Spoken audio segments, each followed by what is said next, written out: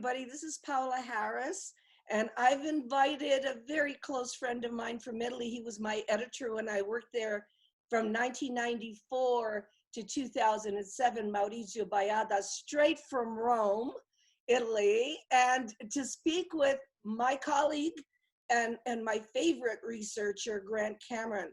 I think this is going to be a historic occasion because Maurizio and I, when I lived in Italy, dealt with a very controversial subject, and it is the alien autopsy footage. So everybody say hello. Hi, Paola. Thanks for having me. And hi to Maurizio. Good to talk. Beautiful. Maurizio, do you remember, is your memory still good about when you were really first approached? What year was it about, and who approached you? I was the one approaching somebody in England because the big news came from the, actually by then we did have news coming from wire, you know, with wire, meaning telex and fax. So I received a fax. What year are we talking? We're talking about 1993, I believe. Just in the middle of 1993, the first time I've ever heard of something such as a alien autopsy footage or film was because what's his face Steven Spielberg apparently declared that he was in possession of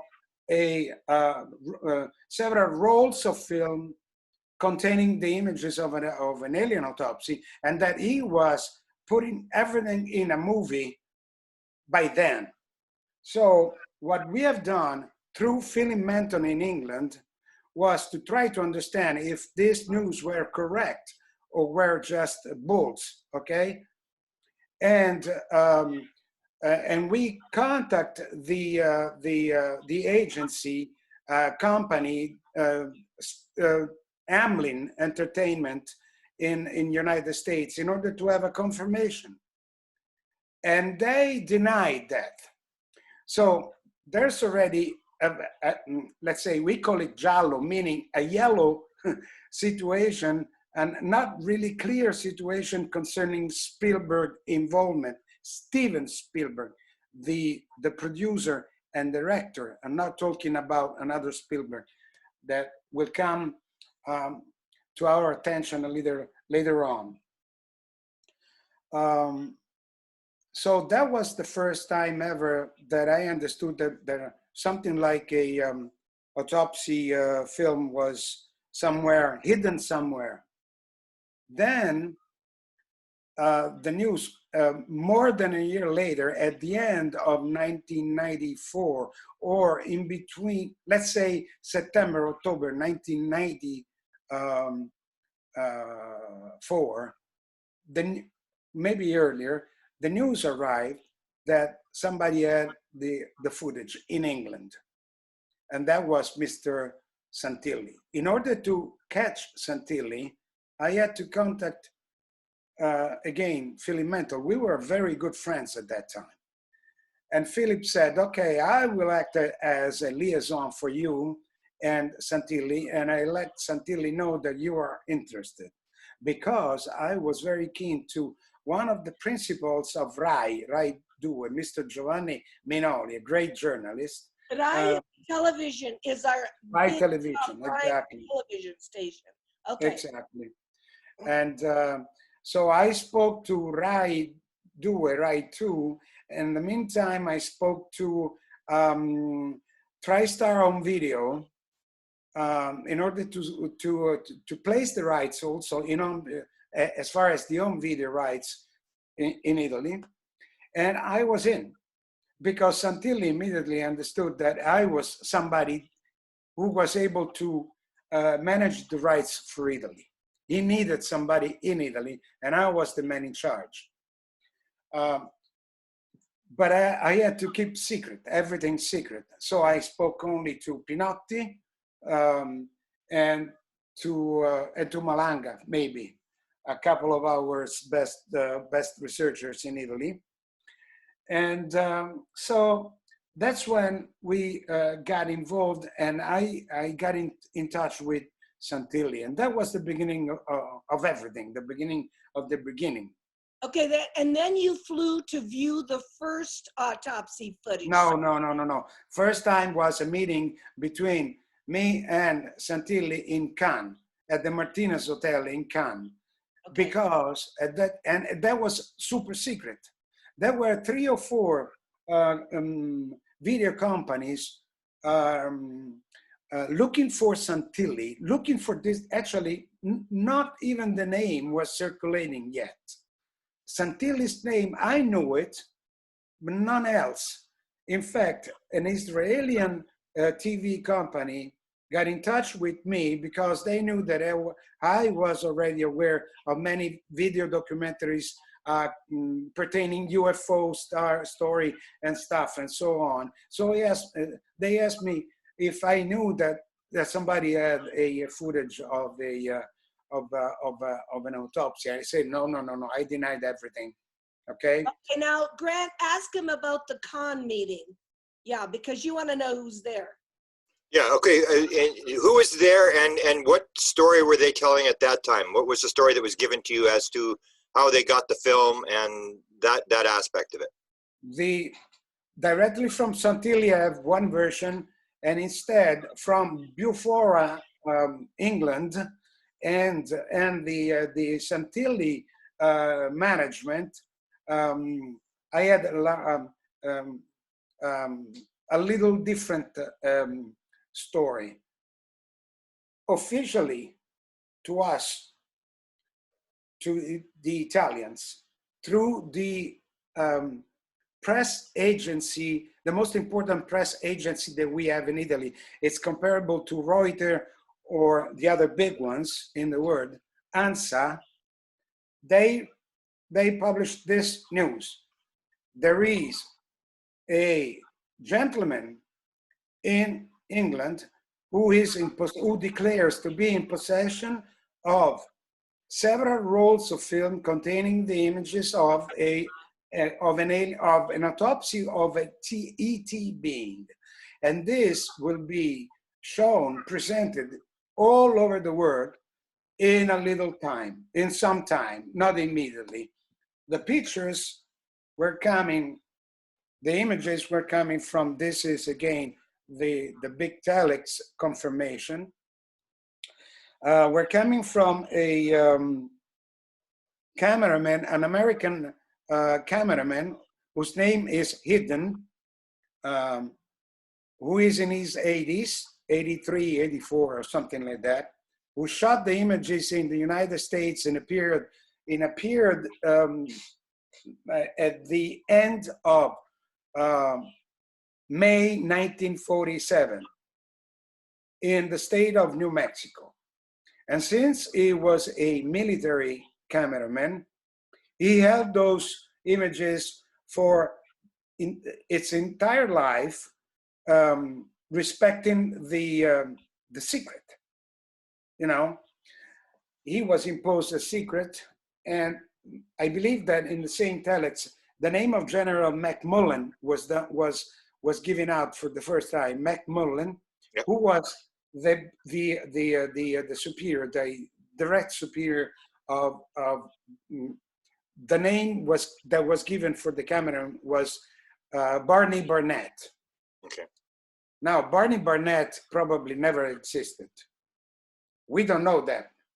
At this moment, we still don't know if the original cameraman was really alive and well at that time, in the beginning of 1995, when the entire ordeal came out publicly, and then blah blah blah blah blah blah blah blah blah, and the images were presented. So this is the beginning. You said May. Roswell didn't happen until July.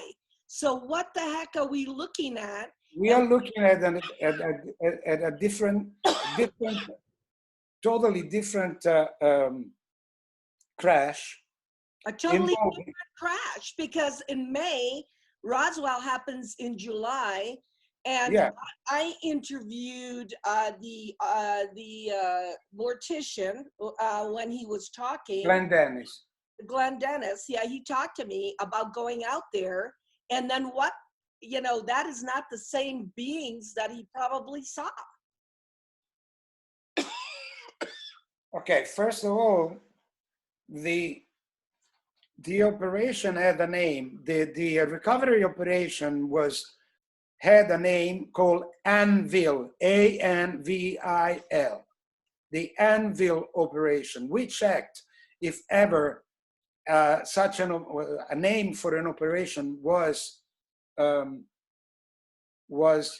coming out in the history books of, you know, of Roswell, the hundreds of books that were written, and nobody knew anything about Anvil. Nobody ever mentioned Anvil operation.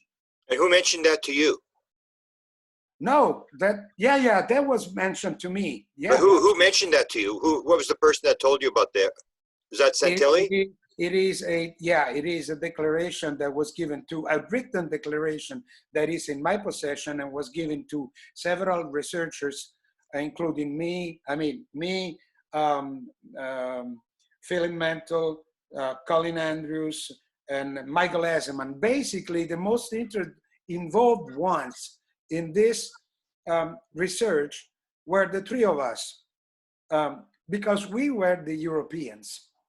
And the Americans instead were not too much involved. Probably they didn't give a damn about what Santilli was saying in England.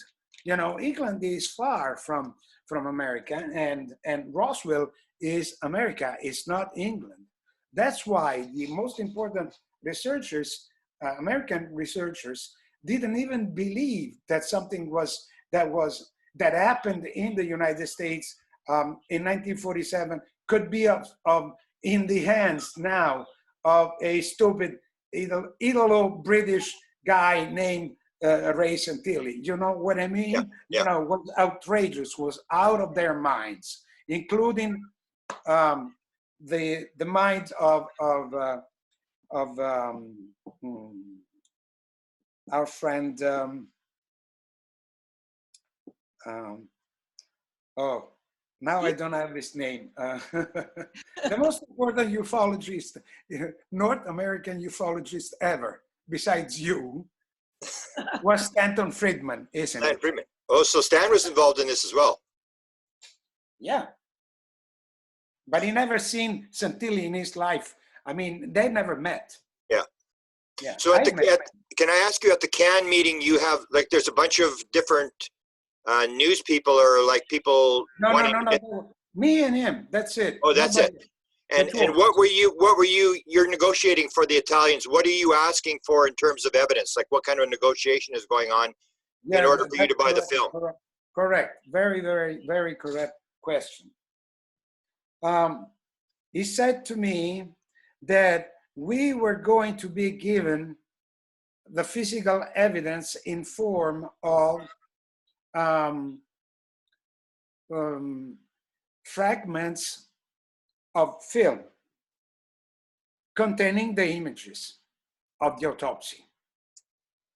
So I was adamant, going back to Italy, that we were going to be provided with such an evidence, because they were going to invest hundreds of thousands of dollars in the buying and organizing 3 nights of showing prime time on Rai 2. You know, so it was major for the Americans. Okay, For the wait Italians. a minute. So if you're getting fragments, you're not getting the whole film. So it's very important that we look that there's some real fragments.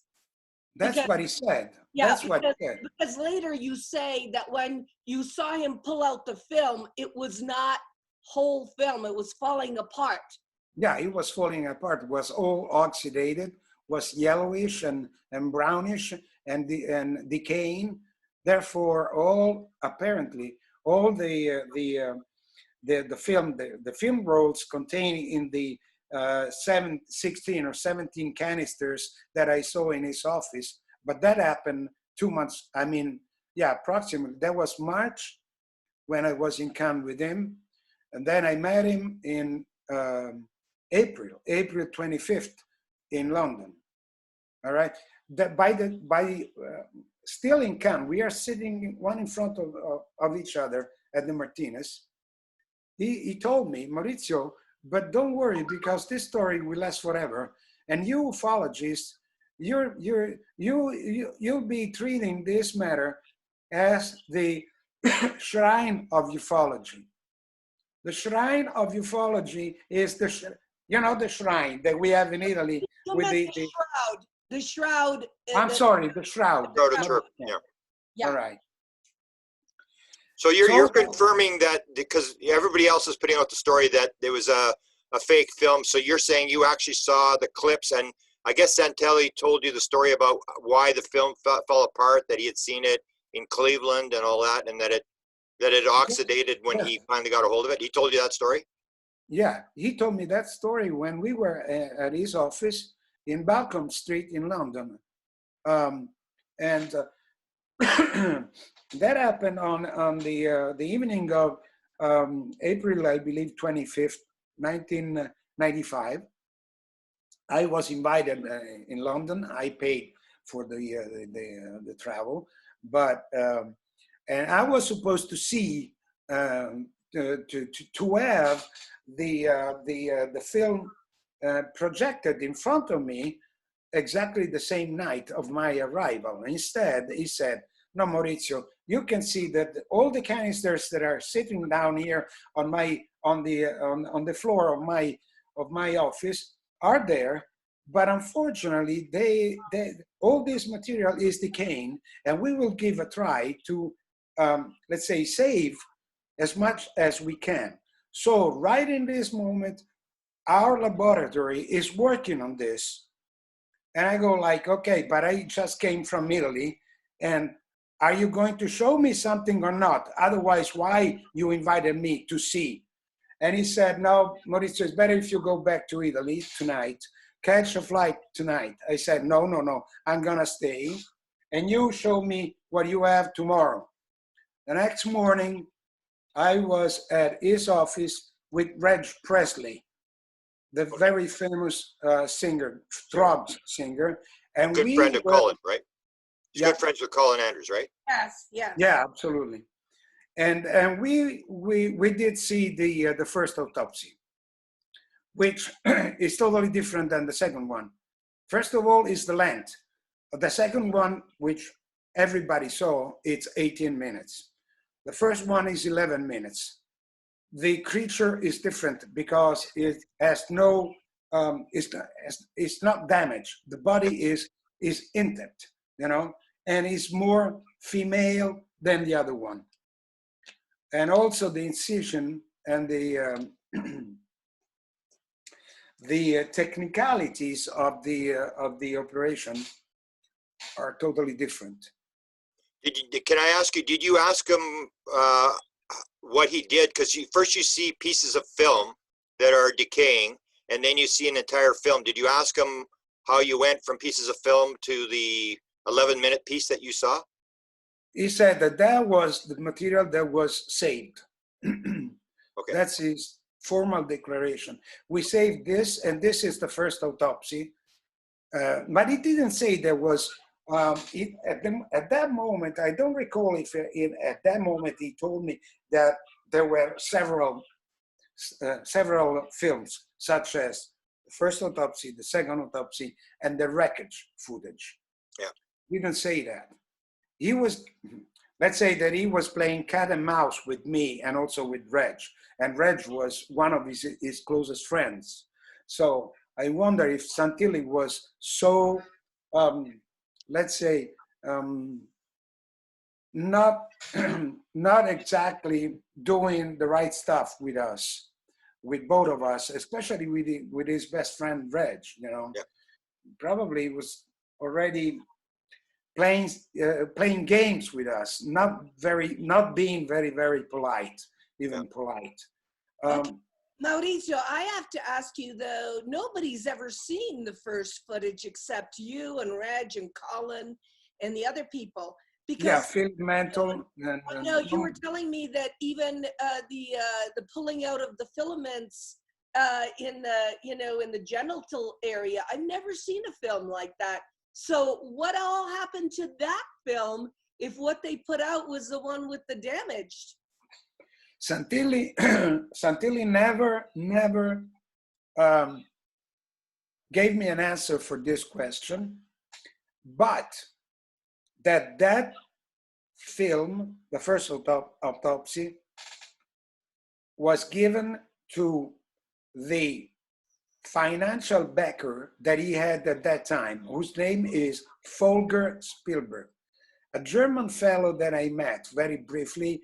And I tell you what, I didn't have a very good impression of that fellow. He was a very, well, he was a rock manager of bands, or an entrepreneur of rock concerts. Okay. So since I was for many years in that field, rock and roll concerts all over the world, I can tell you that these guys, they go around with a gun in their in somewhere, you know. That's the way to do it. Not only a gun, but also some of them with envelopes containing, plastic envelopes containing cocaine, to be given to the stupid artists that were using it before the gig, you know. So I've been in that field for many years, and I know the type of the matter that they're dealing with. So I said to Volker Spielberg, "Hi, how are you?" And he said, "Oh, you're the fellow from Italy. His English wasn't so great. You're the fellow from Italy?" And I said, "Yes." And he goes like, "Okay, go back to Italy and do our best in order to secure the deal for us." That's it. I never seen it. No, I saw him again the night of the May 5th, in a pub restaurant close, where Michael Hesemann was there representing Germany. I was with the Italians, meaning the Italian TV, Big Brass, Minoli and the others. And then with Nicky Taylor of the Italian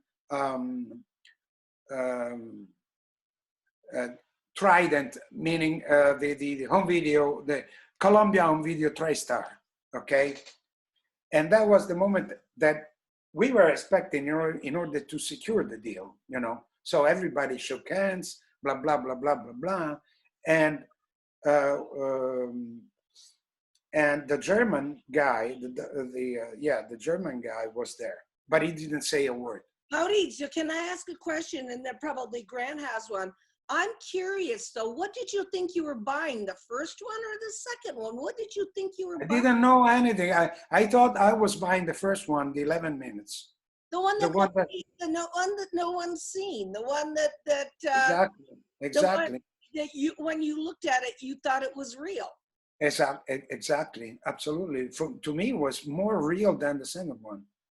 More real because the physical aspect of that creature, the physical appearance, the body was extremely human. So my first reaction, when Santilli said to me at the end of the first projection, he projected he shown the video to us, to me and Reg, twice, because we asked it. Because 11 minutes go like boom, like this, you know, like a meteor that passed in front of our eyes, and we were not believing what we saw. So we asked politely to Santilli if he could show us for the second time. So he did. At the end of it, he said, he goes like, Santilli goes, "Maurizio, what do you think about that?" I said, "Well, that body is it's gave me a real impression that it's human." That's what I said. Yeah. My impression was that the being was very human. besides the 6 fingers. Because So, all the features were very, very close to a human, a little different than us, with this large head, large eyes. But tell me, did it have the lens? No, no, no, no, no. No lens. No. The eyes were open and that's it. And and the eyes were turned upstairs, you know, just the pupil. You could see only the pupils, only a little part of the pupil. All white. The eye was all white and a black thing coming out from there. and But what does Reg Presley say? He's watching it as well. What was his he comment? was stunned. Reg was motionless and even speechless. He wasn't able, he was almost crying. We were so emotionally involved, the two of us, with that first screening that you cannot believe it. You will do the same because we are big man. And what was Reg going to do with it? Why was he involved? Just because he was friend? Because he was his friend, that's it. Okay, okay.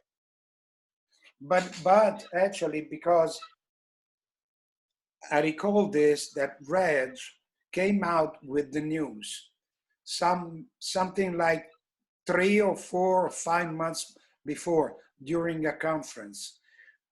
Yeah, he was on stage and he said that somebody in England had footage of an alien autopsy, but he didn't see it yet.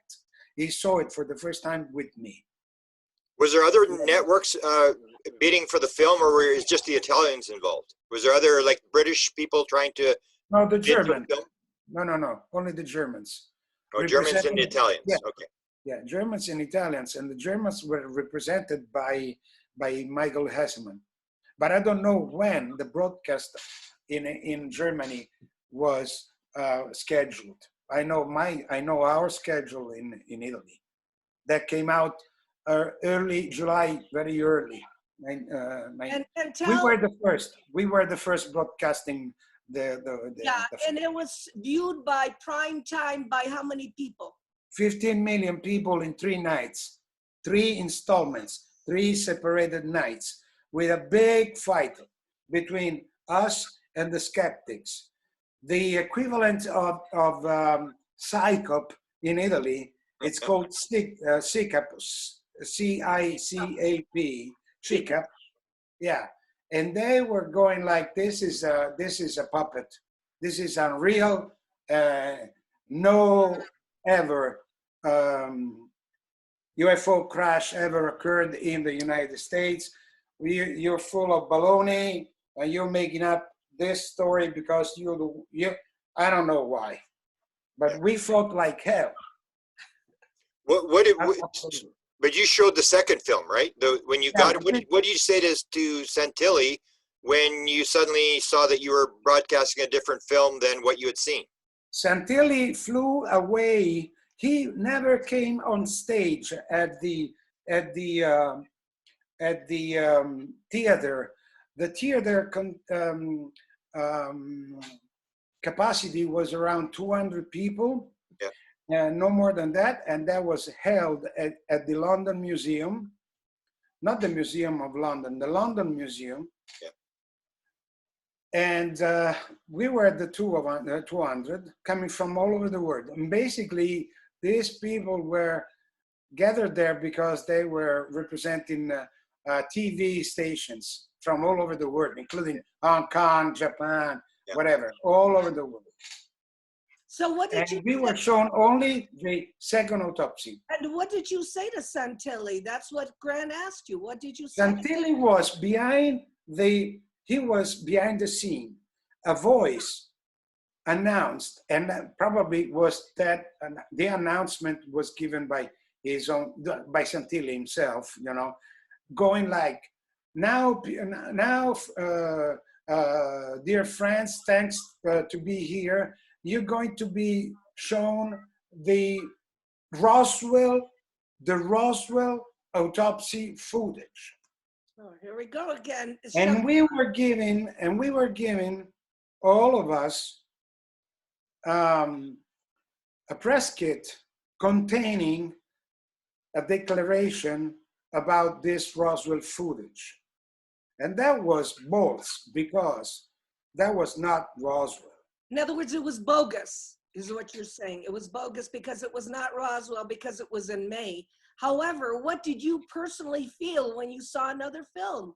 I tried to reach Santilli I reached Santilli. I wasn't alone. I was with somebody else. It was not Pinotti. Pinotti was with me, but I was alone that moment. I grabbed his arm and I said, "Hey, where's the rest of it? Where are the wreckage? Where's the medals? Where's everything? And where is the first autopsy?" He didn't answer to me. He flew away. He disappeared in front of me. Wow. And 2 hours later, we met at the pub where, again, the situation was as I depicted to you before. We spoke only about money, nothing else. And there, Minoli and Santilli shook their hands. The deal was it, with a couple of beers. And what do you make of the whole thing? Why do you think that happened? Why do you think they switched up on the film? I was furious because I thought that I was schemed. That thing was sort of a joke, that he was concealing something, and that there was something very fishy that I did not understand at that time. So I had to go back. I took a plane back to Italy with Minoli, Rizzelli, Stefano Rizzelli was the director of the show that we were going to prepare together for the July broadcast 2 months later. And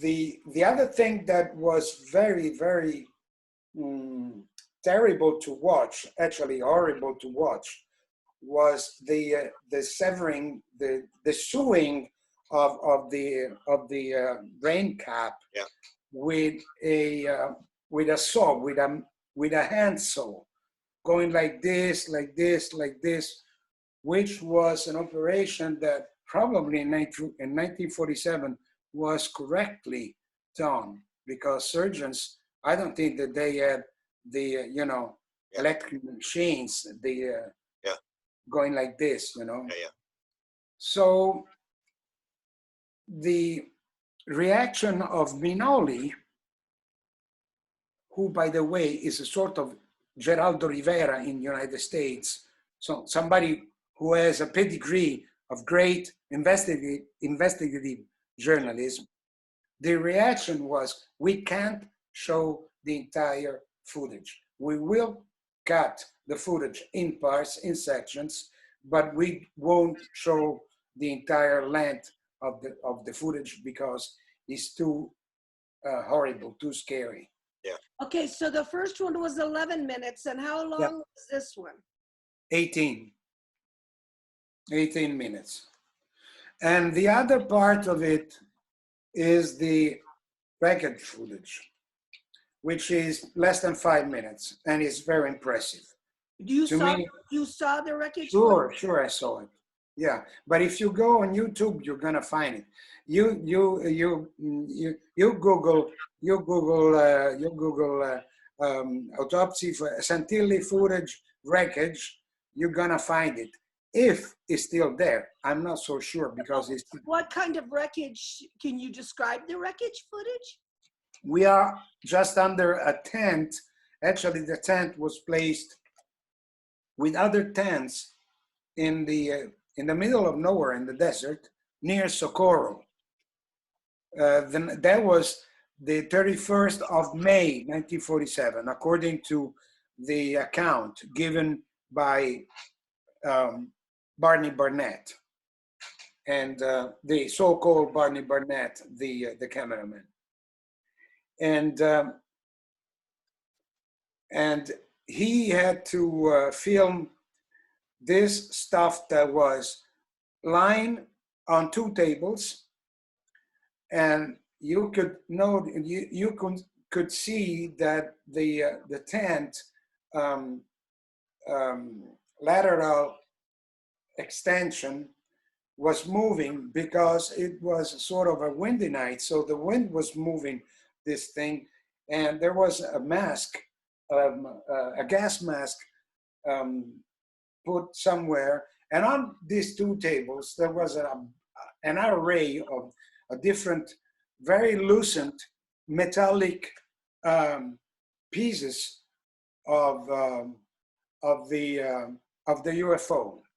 Some of these were pretty large, like this dimension approximately. I mean, this length, and 3 inches in width, and in length approximately 20, let's say 35 inches. And they were called, you know, bars. They said they were bars. Those were I-beams. We call it, I think you're talking The so-called I-beams, exactly. And you are shown the I-beam, how the I-beam was a double T, one over the other, two T's. And with all these strange symbols or hieroglyphics inscribed on, plus the 2 panels containing the, we call it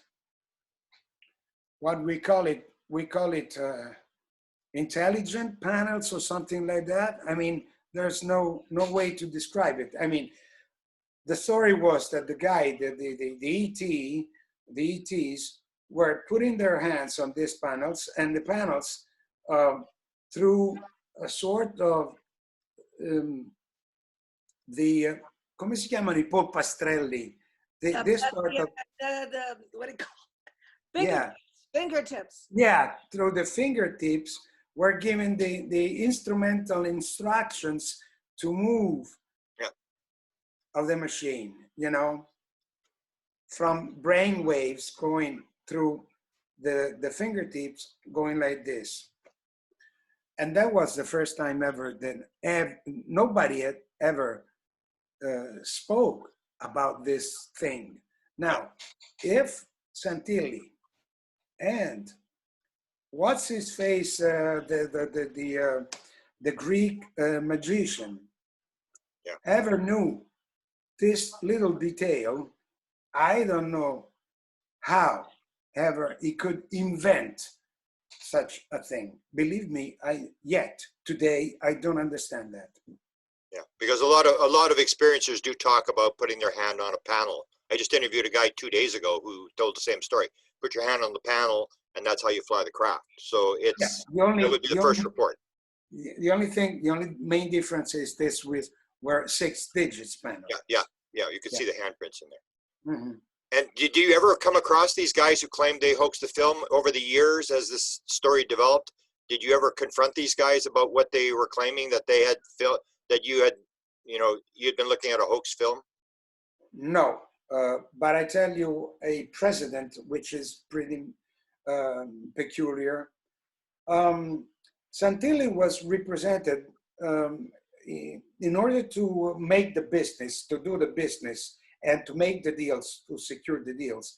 He was sending all over the world a guy named Jim Carrey, who was, I believe, an American, because I remember his pronunciation was not British at all.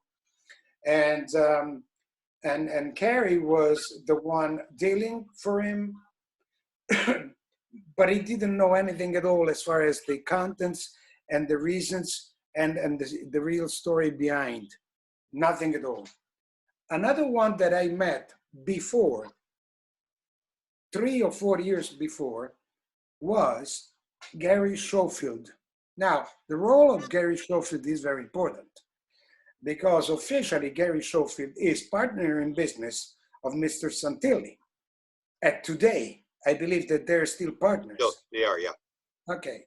I met Gary Schofield when I met him in Cannes a couple of years before, 1990, probably was 91, 92, at MIPCOM or MIP TV in Cannes, because I was looking for martial arts stuff video documentaries, and he was the one having a great documentary on Bruce Lee.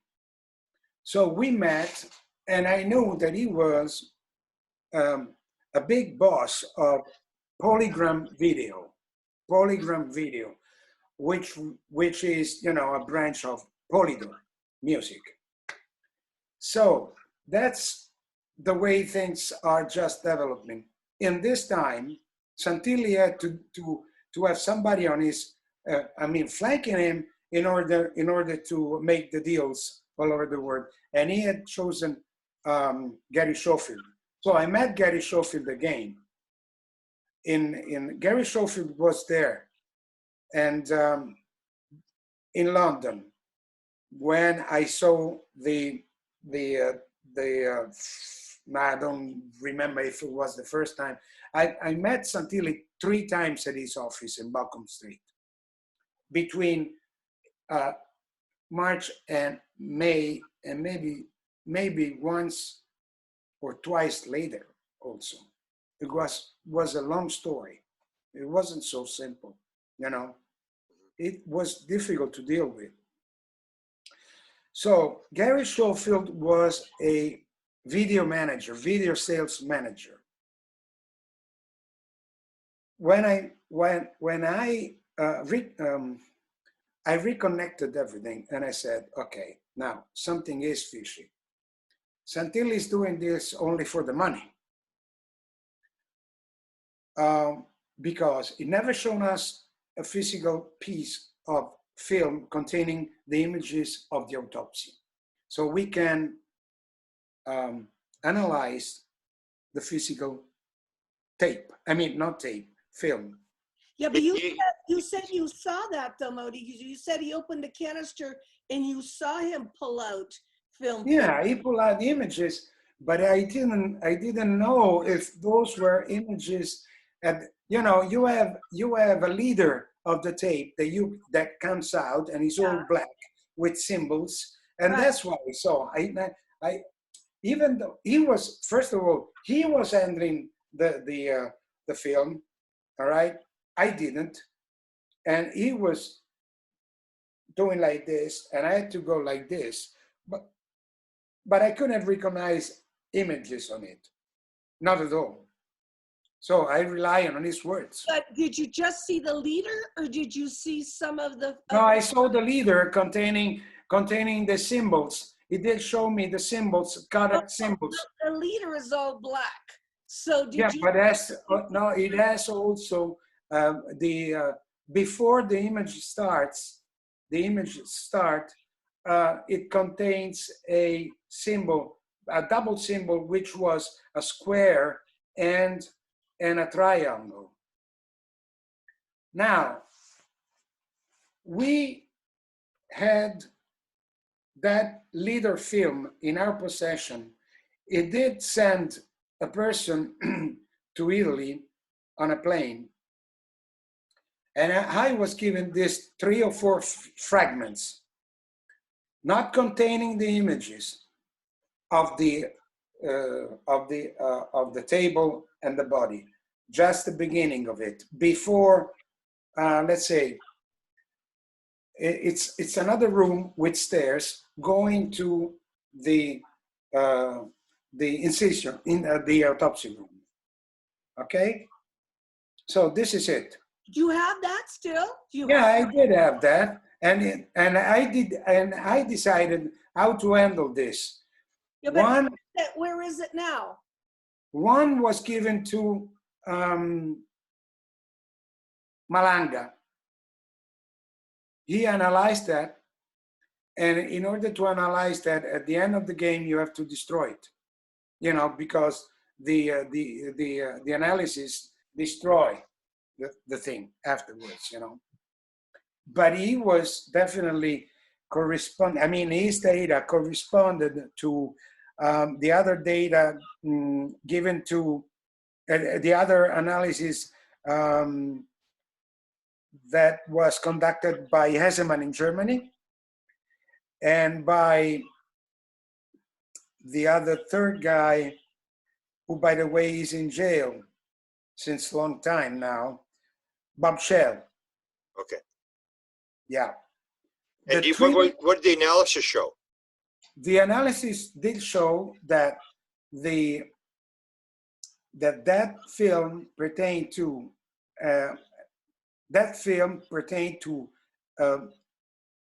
three periods of time: 1927, 1947, 1967. Then that type of print was dismissed by Kodak. So was Kodak by one of their representatives, Mr. Case, I believe, declared that the most the closest possibility was 47, produced in 1947, produced and sold in 1947. So that part of the film that we were given was absolutely from 1947 by a statement from Kodak and three different analyses, one in Germany, one in Italy, and one in United States by Bob Shell. Now, nevertheless, we were never given film with the body on it. So it's almost useless. So if you were to sum it up, what do you think actually happened in terms of going through the 11-minute, the 18-minute, him giving you the leader film? What do you think was actually going on? I go partially along with the theory that Santilli decided to divulge in the year 2006, prior to the distribution, the international distribution of the movie, the Autopsy footage movie, which was a cinema movie, you know, yeah. That you can find on DVD and Blu-ray everywhere, which in part, I believe, depicts what really happened. I believe that Santilli had real footage of an alien autopsy, that other parts that we were never seen, such as the physical presence of President Truman. I don't recall if Santilli said that it was Truman in the autopsy room or behind the glass window separating, you know, there's a place where you can watch inside or that he was, that is what Santilli said, that President Truman was present on the site, on the crash site. And he had also other generals with him. Have you heard that, Grant? Have you ever heard that? I've heard that story, yeah. I've heard the Truman story, but no, there's never been any evidence to prove that took place. And his schedule didn't show that he was in New Mexico, so it's a dead end story. Well, just in part because Ed German, who is a very excellent researcher, and Michael Hesemann went to the place, and they found, they are totally convinced that that's the place of the real Socorro incident. Not to have nothing connected to Zamora, the Zamora case. Yeah, but it's the 60s, so it's in the 1960s. Yeah, because they found that I was curious about, though, when Colonel Corso was talking about autopsies, he talked about them at Walter Reed Hospital, you know, which is that's probably another autopsy, the Roswell autopsy, because Corso was involved in the real, I'm saying, the real UFO crash on Roswell between July the 2nd or 3rd, 1947. Yeah, no, that was the bodies he saw at Fort Riley. But later on, he said when he has, you know, the analysis of the bodies in his book, that they were done in either in Ohio or they're done, and he said Fort Belvoir or Walter Reed. So the film footage that you saw, is it outside? Is that why we don't look at it's in a hospital? I Outside. don't, Depends. I don't recall if Mr. Barnett ever said where the autopsy was, that if the two autopsies that he filmed were performed. He never said a name of a medical center or anything like that. I'm sorry, but I don't have it. I don't have this news. If it ever was in Walter Reed, it would be where Truman was. He didn't have to go anywhere. It would be there. Well, Oh, Yeah, well, please consider the fact that if the real Roswell occurred 1 month later, in Roswell, they were already well prepared because another one occurred a month before. You know what I mean? This is unbelievable in a way. now, in other words, something happened in May, and I know for a fact something happened in 1945. So something happened in May of 47, and you're saying it's a completely different one. 31st of May, between the night, in the night between the 31st of May and June 1st. can I ask if the Italians did any research on the side? Because I don't know if you talked to Mike Maloney, who was this photographer in England, who said that he had been shown the film by Ward Kimball at Disney in the 1970s, and that included a live alien in the shot that he saw. It included that. I know the story. I know the story because it came out also in the book that together Michael Hesemann and Philip Mantle wrote, Beyond Roswell. So we know about the involvement of this big photography people who were involved in the situation. But I can tell you what we in Italy, we've done major research on this situation. It was a gigantic thing, you know. So we organized a closed door meeting in San Marino with and with the showing of the autopsy, of the second autopsy, obviously, with Linda Moulton Howe, Michael Hesemann, Philip Mantle, Stanton Friedman. Was Robert Dean there?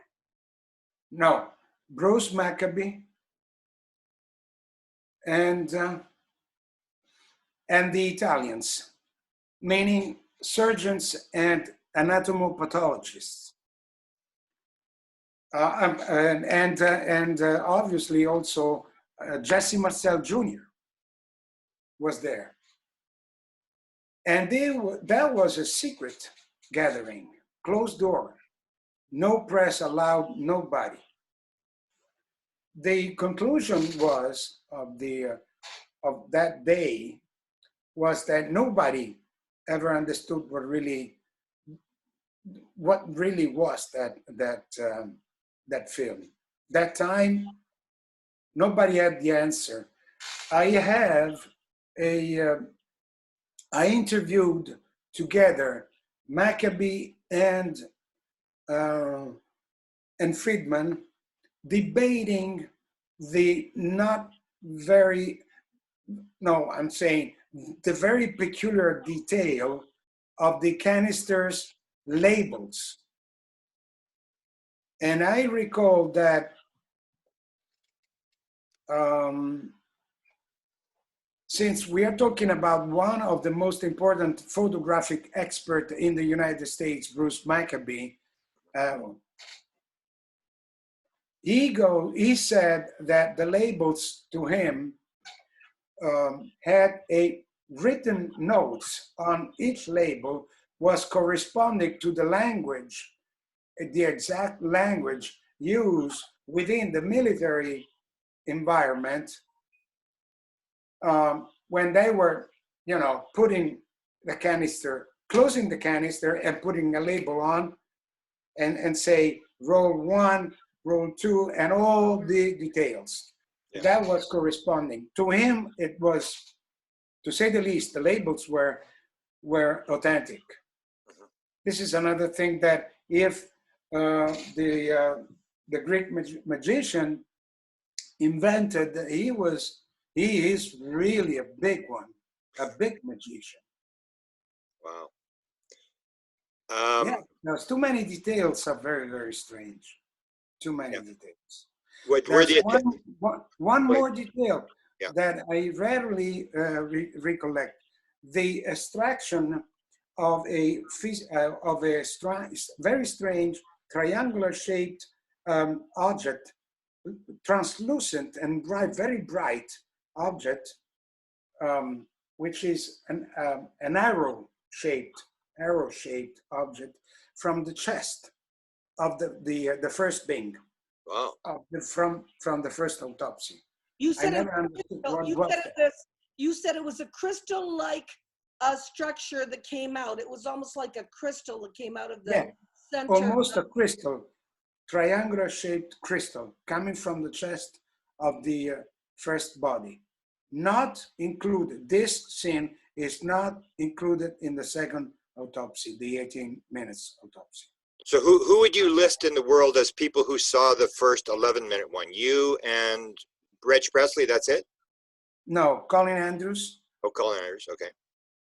And I don't know if George Wingfield saw it, but Philip Mantle and his former wife, Susan, saw it. What did Colin say? Did you get Colin's impression of what was going on, or what he thought about the film? Oh, I met Colin many times, but guess what? We never spoke about the alien anymore. Never. No. That's your job, Grant. You got to grab him next. Yeah. That's your job. Was the Italian TV people happy with what they got and how it all turned out? They were super happy because they made 15 million viewers in 3 nights. I mean, this is the record ever for a documentary stuff broadcast prime time in Italy. That's for sure. 5 million each night. Wow. So in the middle of the 90s was major. Yeah. And that was a turning point for the entire history of ufology in Italy. Believe me, my friend. Yeah, I watched it too because I was living there at the time, and everybody was, they set their clocks. They all watched it. However, when I saw it for the first time, I thought it was the strangest thing I've ever seen. What was your role, Paola, in all this? Did you have any role in when it was going on, the investigation? I was working with Maurizio. He was the boss. I was in the office. He was very, very quiet about it. Maurizio's a very good confidential person. He didn't talk about any of this. He just said, watch it. This is the hour it was going to be on. That's it. I watched it. He did not include anybody in his conversations. Maurizio, you're top secret person. But you see, having also three very important anatomopathologists, Dr. Baima Bologna from the University of Turin, the one who really analyzed the shroud. Yeah. Really. He made a very great, Baima Bologna said to us separately after he saw it, he said to us, this is not a puppet. This is a biological nonsense. This is absolutely, I recall his words. This is a biological nonsense. The procedure is correct as far as the autopsy goes, and that's it. The other two pathologists, the anatomopathologists from the morgue in Rome, were Cesare Signoracci and his nephew, who is a good friend of mine, Massimo Signoracci. They performed together at that time around 100,000 autopsies. And I went to the morgue and I saw 2 human autopsies, real to humans. Yeah.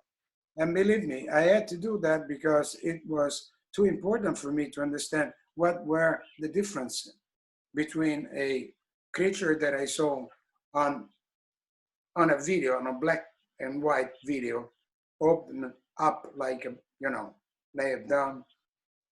If the operation performed in Italy, the autopsy performed instead, nowadays, is so different. In fact, the ones that they're performing in the morgues right now goes very quickly. Yeah.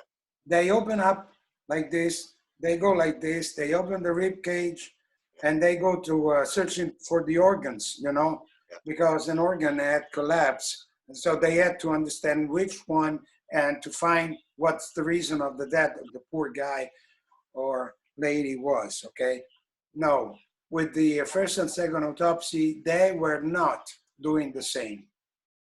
They were going slowly with putting lots of attention to every gesture that they were using, and being very careful that the organs were cut and put in little containers, metallic containers, and that's it. Also, this is not. Again, the magician is very good if you ever done it. Yeah. Is this the biggest story? You've done a lot of stories on paranormal phenomena, UFOs. Is this the biggest story you ever worked on? Yeah. Well, next to Corso. Next to Corso and next to because we Michael had Wolf, but actually, basically, this is the biggest because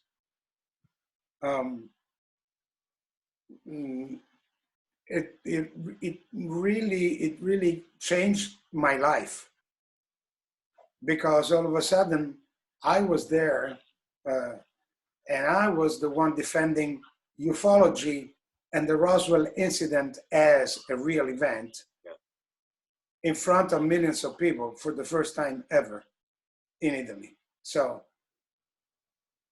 I believe that our role, not only mine, obviously, was to tell the people that the incident really occurred, regardless to the fact that the autopsy is from Roswell or not from Roswell, but something really real happened in Roswell in 1947. That's for sure. I'm totally sure that that's it. That's the real matter. I have a question though. My feeling, I've always wondered if there were some real frames, real film frames, shoved shoved inside the recreation. In other words, That's what Santilli said. He wasn't lying because he put maybe 7 frames in there. He said in 2006, in fact, he said in 2006 that that was a restoration, including that they filmed everything in Camden, near London, in a flat near London. They filmed the autopsy, and they they had the entire story like this, but inside in the film, they put fragments, frames, the original frames. I asked Santilli, do you know where the frames, the real ones are? And he said, no, I don't. Yeah, that's what he told me. When I interviewed him, he told me he had a little bit more than 2 minutes of film and that it was stuck in. It's not my story. I can't really reveal it, but I think if you watch it one frame at a time, you will see the left foot is, there's 2 different left feet but you have to watch it one frame at a time. And that sort of confirms the story, the idea that they added this real film in there. Yeah, well, why afterwards the Santilli's involvement changed so abruptly that he was forced by his own consciousness to change so many times, or to avoid to spill out the truth once and forever. I never understood that unless he was threatened. Yeah. Would you have a message for Santilli today after all these years as to what he should do or clarify things? Yeah, please give us the stupid frames with the the body, the real body on, and especially also tell me again why you said to me when I was in Phoenix, Arizona, working with Open Minds. I was the editor-in-chief of Open Minds magazine for a certain time, for about 6, 7, well, let's say a year or so in 2010. And John Rail, the owner of Open Minds, Open Minds Production, wanted to have, badly wanted to have the frames that you can see inserted in the end, at the end of the movie, Alien Autopsy movie, in black and white. In the last 3 or 4 minutes, the two guys who are acting as Gary Schofield and Santilli are seeing what is the